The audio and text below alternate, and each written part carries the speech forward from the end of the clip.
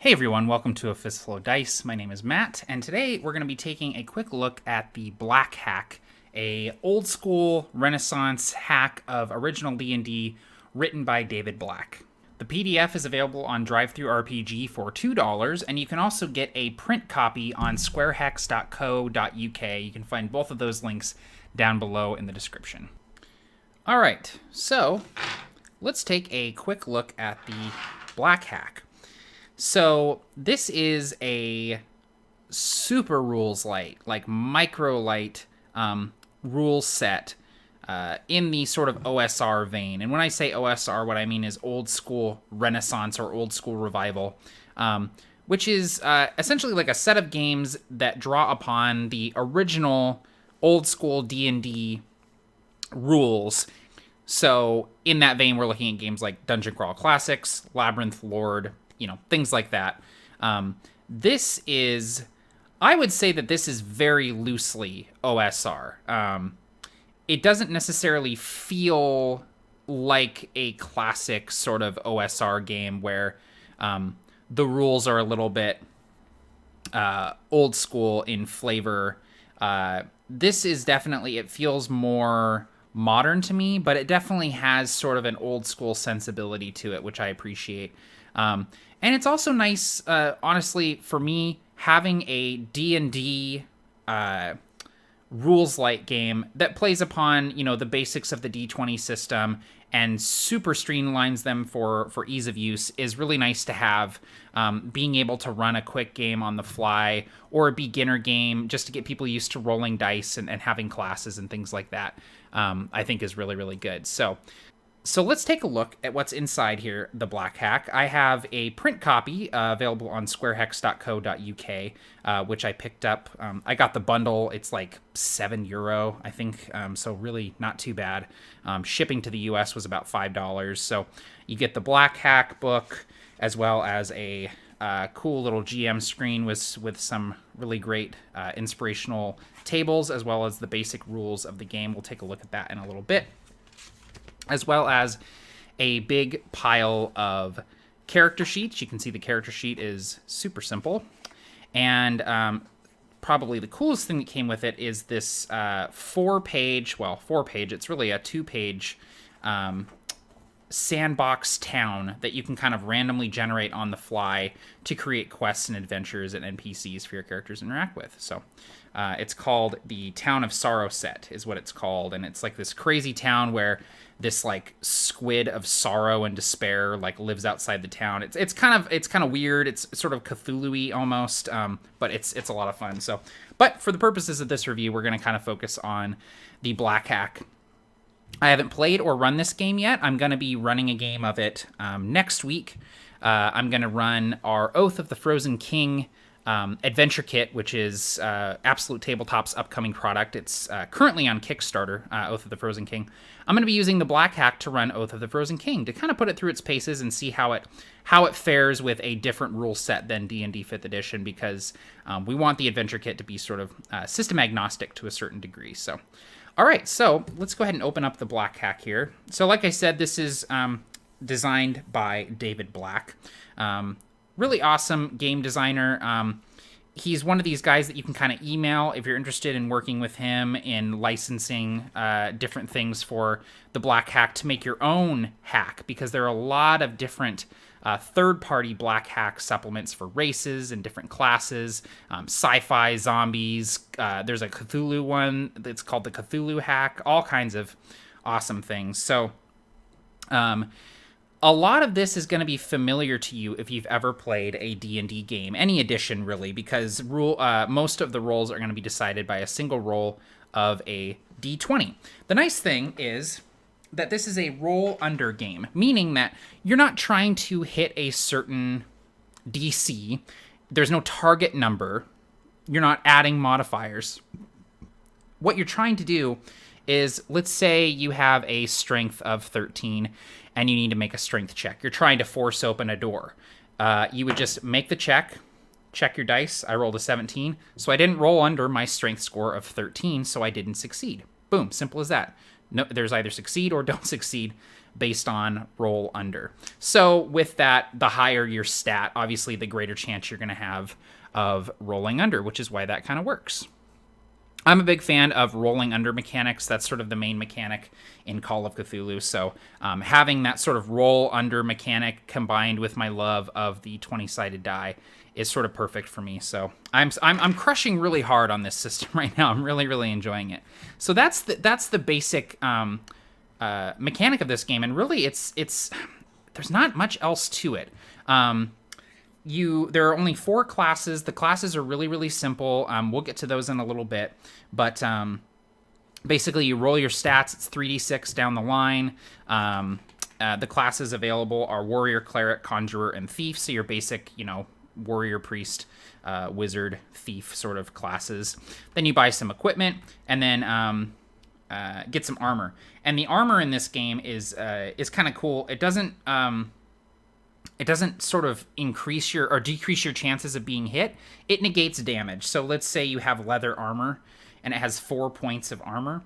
You can use those 4 points to negate 4 points of damage. And then you have to complete a rest before you can accrue those points again. The game explains it in a way where you're too tired to effectively use your armor in combat anymore, so it doesn't provide you as much protection, which is kind of a cool thing. I appreciate that. There's a very short list of just basic adventuring equipment. One thing that I really like about this game is the idea of the usage die, which is a really just simple, elegant way to have consumable items. If you have a consumable item, like a flask of oil or holy water or rations or torches, every time you use one, you roll that usage die. And if you roll a 1 or a 2, then you go down to the next usage die. So let's say that you have a pack of torches, D6. Every hour or minute in game time that you're using that torch, you roll the usage die. And if you manage to get a 1 or a 2, that D6 would then become a D4. And again, you continue rolling that until you roll a 1 or a 2. And if you get down to a D4 and you roll a 1 or a 2, then that thing is consumed. So really just simple, elegant way to do consumables where you're not having to keep track of individual arrows or torches or anything like that. It's just you're literally rolling a die to see if you run out of stuff, which I really like. They have a little thing here about converting saves, which is really nice. If you're coming from an old school D&D mindset, the saves are your stats: strength, dexterity, constitution, intelligence, wisdom, and charisma. So kind of similar to 5th edition there. Time and turns. This is interesting. Time is tracked in 2 different things: moments and minutes. Moments are like rounds. Minutes are like turns. So in every minute there's 6 moments or whatever. And that's a really easy way of just tracking time, especially in combat, dungeon delving, things like that. A lot of the spells and abilities and features play off this moments, minutes idea. And then if you're doing something a little bit more longer, slower paced or over a longer amount of time, the minutes can be converted to hours, days, or even months. Distances is, I like the way that they do it. It's similar to like Fantasy Flight games like Edge of the Empire, Age of Rebellion, those games where they have distance areas or zones, where you have close, nearby, far away, and distant.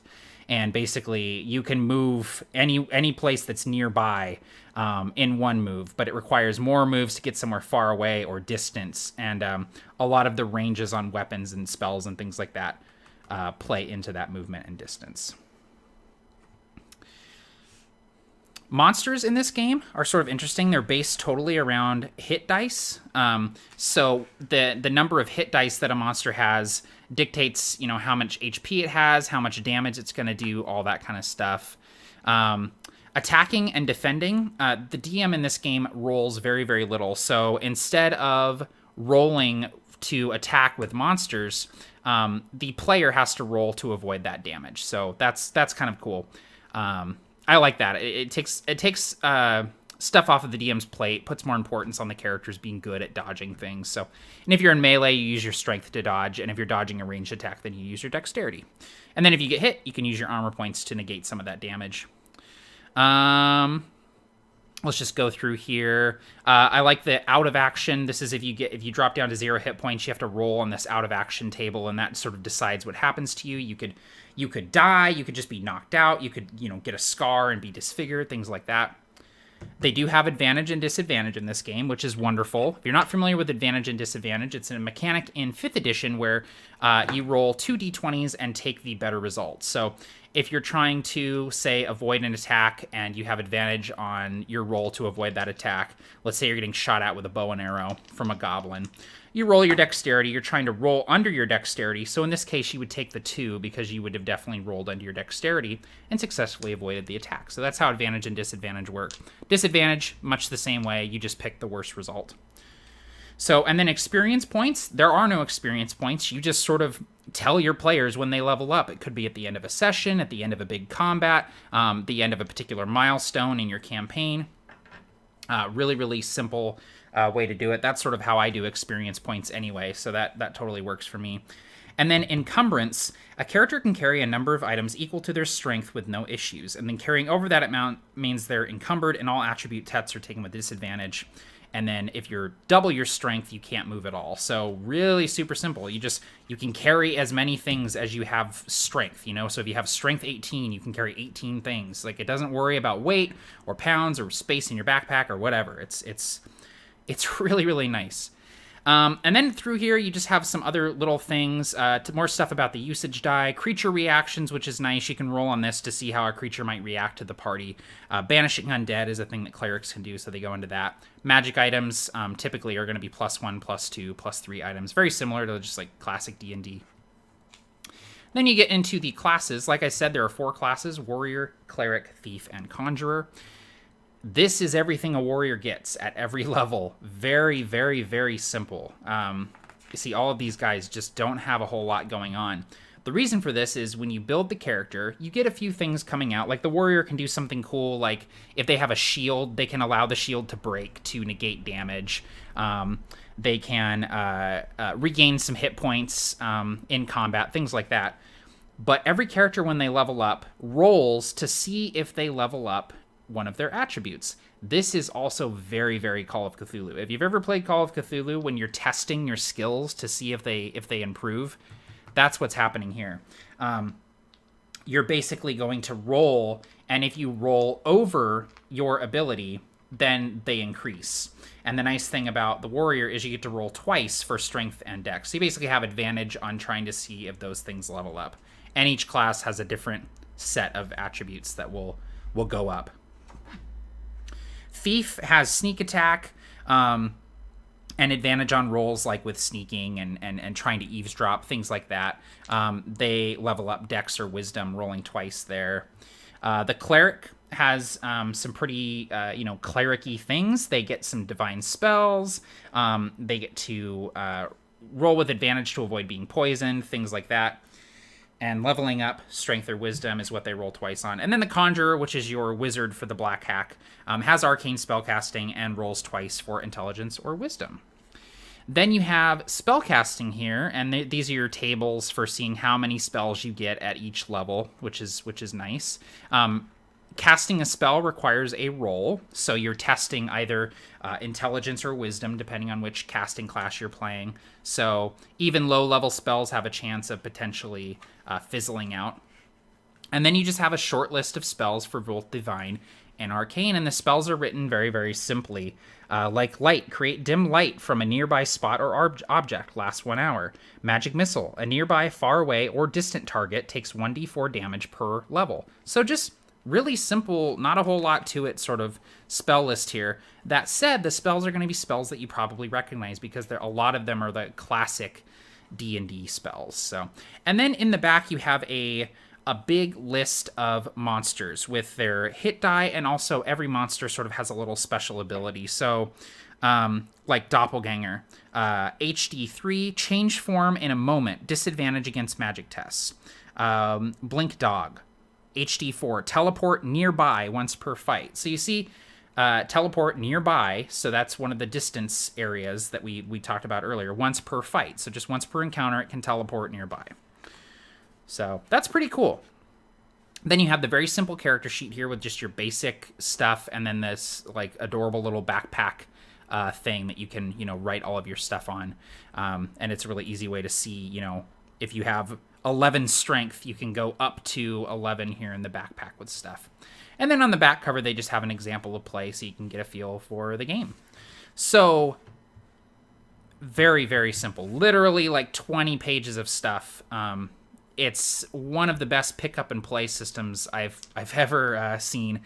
And as someone who is delving into game design quite a bit with Absolute Tabletop Products and writing my own game with Harbinger, I'm sort of inundated with mechanics and rules right now. And so it's really nice to take a break from crunchier games. And I 5th edition is not a crunchy game. It's a very, very simple system, but this takes it a step further and is very just pick up and play sort of rule set. Like I mentioned, in addition to the rulebook itself, I went ahead and purchased the bundle from squarehex.co.uk, which came with a little GM screen, just a 3-panel GM screen that has some of the basic rules here on it, death and dying, monster hit die, that sort of stuff. But then also some fun inspirational roll tables over here, strange effects, non-player characters, complications, just things that, if you need a quick little burst of inspiration, you roll a d12 on one of these tables and, involve that in the session somehow. So that's pretty nice to have. I always like having little, GM screens like that. And then I also got a big pile of the character sheets, like I stated, and also this little adventure, this little sandbox town. So all of this stuff for around €7 on squarehex.co.uk. So that is the Black Hack, guys. I'm going to be running some of it on the channel here probably pretty soon. If you're looking for just a really simple D&D-esque game, something to introduce new players to the concept of role-playing and die rolling and playing RPGs in general, or if you're just looking for something a little rules-lite, maybe a little OSR flavored, check out the Black Hack. It's definitely worth the money. It's only $2 on DriveThruRPG for the PDF, and it's just a really slick, easy, simple little system that allows for a lot of customization and sort of freeform improv dungeon mastering. So, all right, guys, that'll gonna be it from me. Thank you for watching. Take care and happy gaming all.